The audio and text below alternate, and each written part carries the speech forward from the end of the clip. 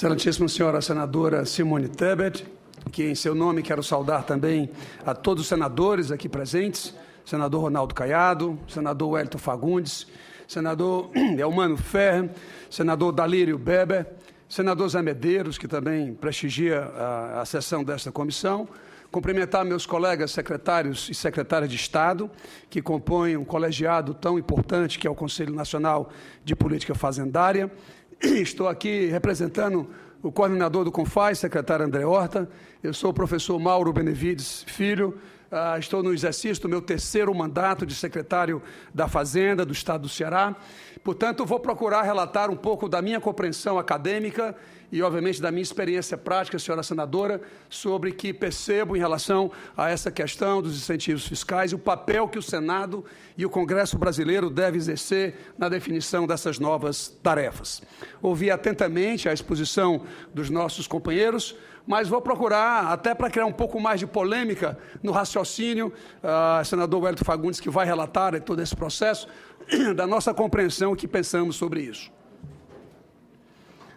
A razão, o Brasil hoje, ele tem 72% do seu produto interno bruto concentrado no sul e sudeste brasileiro. Isso tem uma razão econômica, os incentivos que foram dados naquelas regiões. Então, há no Brasil, inequivocamente, uma concentração da riqueza brasileira, da indústria brasileira. Então, cabe, pela Constituição brasileira, ao governo federal tratar essa tarefa para promover essa desconcentração. Então, isso é uma prerrogativa constitucional da Constituinte ainda de 88 e que, infelizmente, ao longo desses anos, essa tarefa ela não foi totalmente realizada. E aí, o que é que aconteceu? Os estados do Norte, Nordeste, Centro-Oeste, sobretudo, eles buscaram em compensações que pudessem promover essa desconcentração que eu estou me referindo nesse exato momento. E a razão é muito simples, tecnicamente muito simples. Bom, nós sabemos que as regiões brasileiras existem níveis de desenvolvimento heterogêneos. Elas são desenvolvidas de maneira diferenciada, seja no seu produto, no seu PIB per capita, seja na qualidade da mão de obra, enfim, seja na infraestrutura. Então, o que é que acontece? Na ausência de uma política federal, os estados brasileiros lançaram mão do ICMS como uma tentativa, que aqui no Brasil se convencionou chamar de guerra fiscal, e eu já vou explicar o que é a guerra fiscal, para que todos nós hoje possamos compreender na sua extensão o que é que isso significa tecnicamente. Mas lá no Sul e Sudeste, há toda uma infraestrutura consolidada, então é natural que as empresas se dirijam para lá, não há nada de errado, elas estão lá. Existe uma maior proximidade dos mercados fornecedores, ou seja, os insumos estão no Sul e Sudeste. Há uma maior proximidade dos consumidores de alta renda, ou seja, o maior potencial de consumo desses produtos também estão no Sul e Sudeste. São nessas duas regiões, senhores senadores, senhora presidenta, é onde se concentram os centros de inovação tecnológica. Então é natural que essa convergência aconteça lá também. E, obviamente, o empresariado brasileiro demanda uma mão de obra cada vez mais qualificada e, consequentemente, lá também estão inseridas aquelas pessoas que conseguem ter um maior nível de qualificação. Portanto, o que é que os estados fizeram? Qual foi a tentativa disso? Foi desconcentrar essa concentração econômica, industrial e econômica. Ao fazer isso, integrar as cadeias locais, as cadeias produtivas locais, gerar mais empregos nessas regiões, sobretudo nessas três regiões, qualificar, atualizar a qualidade da mão de obra do trabalhador dessas regiões, e ao fazer isso, você vai agregar a criação, a pesquisa, o desenvolvimento, a inovação desse processo produtivo. E não precisa, e eu discuto muito isso com os meus alunos, lá no doutorado em Economia da Universidade Federal do Ceará, será inevitável que os salários pagos para esse trabalhador, em função dessa inovação tecnológica, eles vão ser elevados, que é o que nós precisamos também dessas três regiões. Bom, o que é guerra fiscal? Antes de entrar nesse slide, são só 9 slides, senadora, portanto não vamos tomar muito tempo. Mas o que é guerra fiscal? O que é que se cunhou, a imprensa brasileira cunhou de guerra fiscal? Basicamente é o seguinte: quando uma indústria sai de São Paulo, vai para o meu querido estado do Ceará, lá os insumos, eles estão na região sul e sudeste. Então, para ele deslocar esse insumo para o estado do Ceará, ele tem um custo de logística, ele tem um custo do frete, que estará associado ao seu processo de produção. Além disso, quando ele produz esse bem terá que ser deslocado ao grande mercado consumidor, que é o sul e sudeste. Então, esse custo, o que é que os estados fizeram no ICMS? Eles fazem assim: quando uma mercadoria vai do norte, nordeste e centro-oeste para o sul e sudeste, ele vai com 12%. Então, o que é que os estados fazem? Ele compensa para dar igualdade de condições a quem está produzindo lá naquele custo de produção. Ele tenta dar uma igualdade de condições do processo produtivo, fazendo o que se convencionou chamar de incentivo fiscal, que isso é feito no mundo inteiro. Só no Brasil ganhou essa pecha de guerra fiscal. Se você vai no país mais capitalista do mundo, que são os Estados Unidos, lá inclusive com o princípio do destino, que eu vou discutir aqui o final, lá o value added tax cada estado define o seu. Se você vai no Canadá, e eu estive lá recentemente, é a mesma coisa. Cada estado, de conformidade com o seu potencial orçamentário, ele define qual é o incentivo a ser dado. Portanto, não há nada, eu não sei por que no Brasil, e compreendo, isso na realidade é uma disputa política, e esta casa, e eu tive o privilégio do meu pai presidir o Congresso Nacional, eu compreendo a extensão do que representa o papel desta casa, do Congresso Nacional, é fazer essa mediação, eu compreendo muito bem isso, mas não há nada de errado. A ausência da política de desenvolvimento regional forçou os estados a igualar, pelo menos igualar, as condições da seguinte maneira: a mercadoria vai com 12 para o sul e sudeste, se não tivesse incentivo, ela iria com 12 total e o estado do sul e sudeste receberia com 12. O que é que eu faço? Qual é o custo de tu estares no Ceará? Não, meu custo é 4% desses 12. Então eu vou lá no meu orçamento, retiro aqueles 4%, eu faço a consignação no orçamento, quantifico ele, não é nada licencioso, nada gracioso, ele é tecnicamente medido para que você compense. Então ele manda com 12, obviamente que ele só está pagando 8, para poder ter, repito, igualdade de condições para poder produzir. A indústria automobilística, ela não sairia de São Paulo para a Bahia se não tivesse o incentivo. Não precisa ser doutor em economia para compreender isso. A Fiat, que acaba de ser inaugurada em Pernambuco, ela não iria para lá se não tivesse incentivo, por uma razão muito simples. Os insumos estão no sul e sudeste, e o grande mercado do consumidor, do que ela produzir, ela vai devolver para o sul e sudeste. Portanto, não há dificuldade para compreender exatamente o que nós fazemos. Portanto, dizer que os estados que estão recebendo, estão bancando esse custo, eu acho que alguém não entendeu o processo. Quem banca é o estado de origem, que vai lá no orçamento, retira o dinheiro que ele deveria receber para poder processar essa igualdade de condições. Repito, isso é feito no mundo inteiro. Não há nenhuma diferença do que é feito. E aí? O presidente Zé Filho está me corrigindo que até a China está fazendo isso também. Portanto, nós precisamos, com essa compreensão, e segundo ponto, não há, eu estava no último Confaz em Goiás, uma determinada jornalista preeminente de um jornal de grande circulação brasileiro, me perguntou: mas secretário Benevides, o senhor é a favor da redução, o senhor é contra a redução da alíquota do ICMS? Eu disse: eu acho que eu não compreendi a sua pergunta. Não há redução de alíquota de ICMS. O povo brasileiro, em absolutamente nada, terá redução de alíquota de ICMS. O que está sendo alterado é exclusivamente como os estados vão repartir o ICMS. É a alíquota interestadual de ICMS.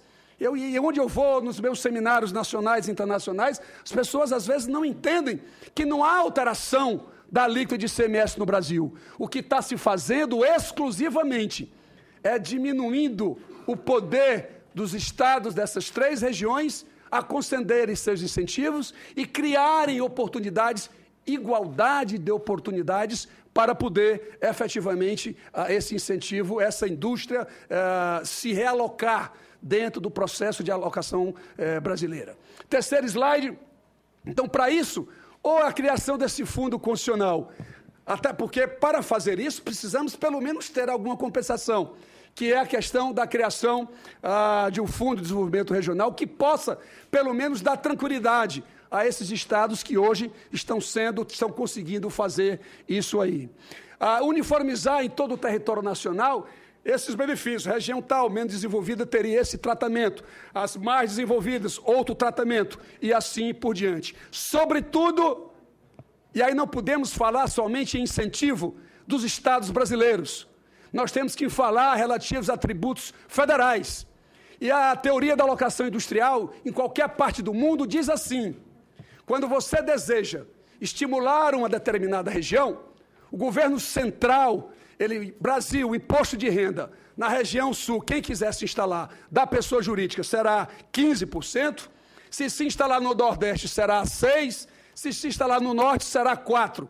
Isso vai ser uma decisão da empresa, na sua composição de custo, fazer a decisão.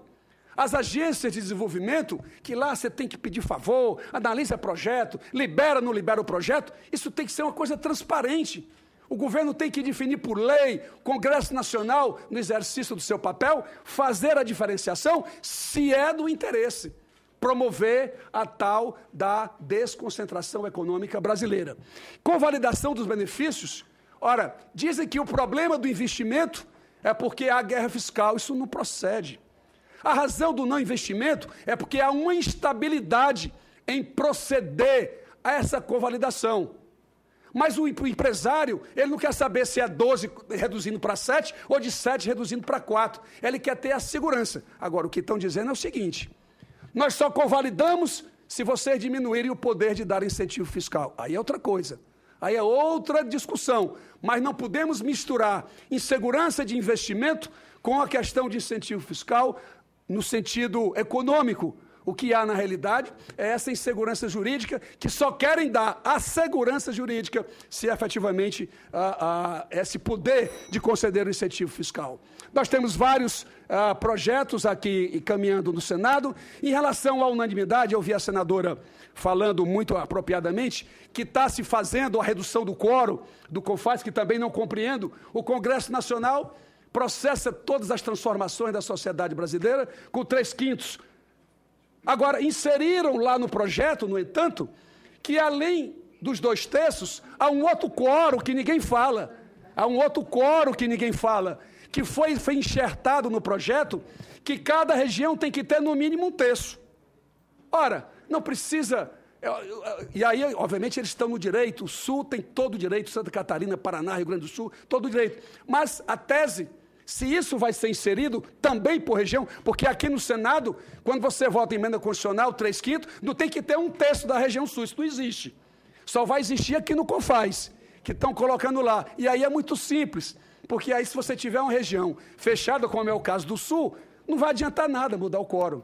Ele vai continuar sempre impossível de você alcançar qualquer aprovação de qualquer incentivo fiscal que você desconcentre a indústria brasileira. Portanto, eu pondero na análise dessas questões. Segundo, eu ouvi falar aqui, meu colega de Santa Catarina, que diminuiu receita. Isso não procede. Basta analisar a receita de ICMS dos estados. Eu trago aqui a situação de todos os estados brasileiros, do meu estado, o Ceará. Investimentos sobre receita corrente líquida do país, nós investimos 1/4 da nossa receita. Dessa história que diminuiu a receita, isso não tem nenhuma sustentação numérica, acadêmica, técnica. É só a retórica de se dizer que teve a repercussão. Pelo contrário, teve repercussão, foi positiva no processo, porque o incentivo no Nordeste, ele agrega receita, ele não diminui receita como convencionalmente. Aliás, já estive aqui na Comissão de Assuntos Econômicos do Senado, exatamente tentando desmistificar esse raciocínio que normalmente se tem. Mandei somar todos os estados brasileiros para ver o total de investimento nominal. Eu fiz aqui como proporção da receita, porque eu não posso me comparar com São Paulo, com Minas Gerais, que são economias, produtos internos brutos, senadora, muito mais pujantes do que o meu estado do Ceará. Mas eu achei esse percentual tão alto, um quarto, que resolvi somar despesa de capital de todos os estados brasileiros. Nos 8 anos, que são meus primeiros 8 anos de secretário de Estado da Fazenda e agora no meu terceiro termo.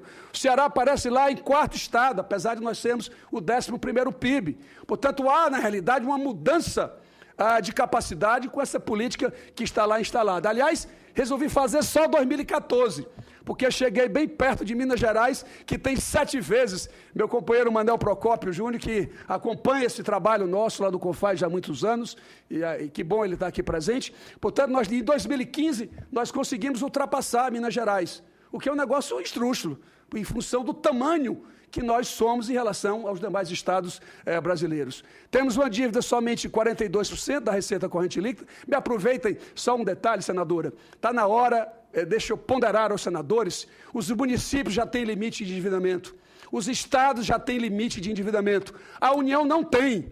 Eu sei que está sendo discutido agora no Senado Federal, proposta inclusive do senador Serra, ele está fazendo um substitutivo com quem tenho conversado. Está na hora da União começar a pensar em limitar esse endividamento. Isso agrega confiança nos agentes econômicos. Isso impacta o nível de taxa de juros do Brasil. O Brasil tem a maior taxa de juros real do mundo, paga o maior volume de juros do mundo. Então, é importante que essa matéria possa ser compreendida na sua extensão e a relevância econômica, macroeconômica, que isso gera para a economia brasileira. E esses investimentos podem ter gerado aumento de endividamento. Aí estão todos os estados brasileiros, dívida consolidada líquida sobre receita corrente líquida. Nós estamos lá com 42%. A resolução 40 e 43 do Senado, nós possamos ir a 2 vezes a receita corrente líquida. Portanto, estamos bem adequados com incentivo, com todo o volume de incentivos que nós fizemos ao longo dos anos. Não há o que se falar em redução de receita, porque essa não é a tarefa que aconteceu no meu estado, obviamente, com todo o zelo, com toda a segurança, com todo o critério. Eu ouvi falar também aqui, ponderar ao Manuel Procópio, não somente, não sei se foi ele que falou, somente alguns têm direito, não pode ser assim. Isso é crime. Quando você dá incentivo para o setor calçadista, tem que ser todas as 40, 50 ou 60 indústrias que têm direito. Você não pode estar discriminando, dá para uma e não dá para outra. Isso aí seria crime, se isso efetivamente acontecesse. Isso não pode acontecer. Ele é um incentivo de caráter geral, conforme preconiza o artigo 14 da Lei de Responsabilidade Fiscal, que lá está bem expresso. E, por último, para terminar, eu saio de 2006 e 2014, que é o nosso período, do governador Cid Gomes, e agora com o governador Camilo, nós saímos de uma arrecadação de própria, não estou falando de fundo de participação, de 3,9 para 10,1 bilhão. A inflação no período é 55%. Nós aumentamos a receita em 157%.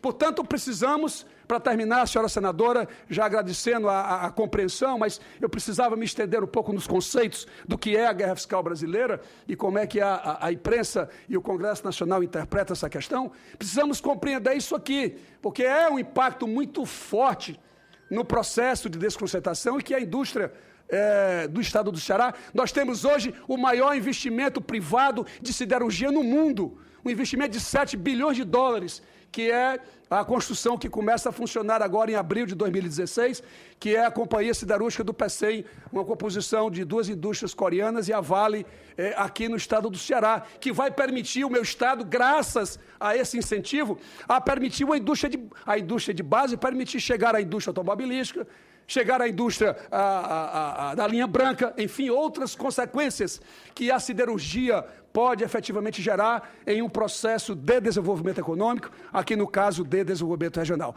Portanto, senhora senadora, agradeço aí ao espaço que me foi concedido, provocando um pouco aqui as discussões, mas nos debates, com certeza, nós poderemos esclarecer ainda mais o nosso raciocínio. Repito, apesar de estar representando o secretário André, que é uma posição pessoal minha, o CONFAS converge hoje, quase todo mundo para aprovação dos 70, porque há a vinculação dos fundos.